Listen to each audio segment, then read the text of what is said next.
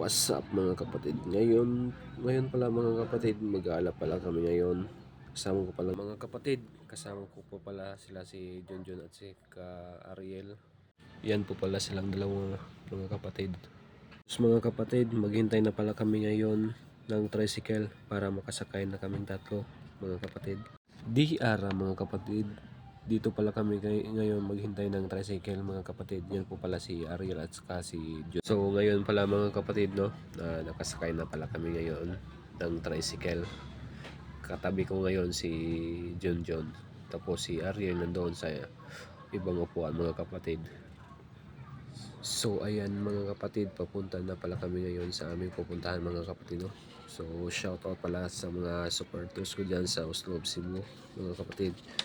O sa ako mga loob dyan mga kapatid sa Cebu City. Shout out sa inyong lahat dyan. So please support my video mga kapatid. Let's go di ara mga kapatid.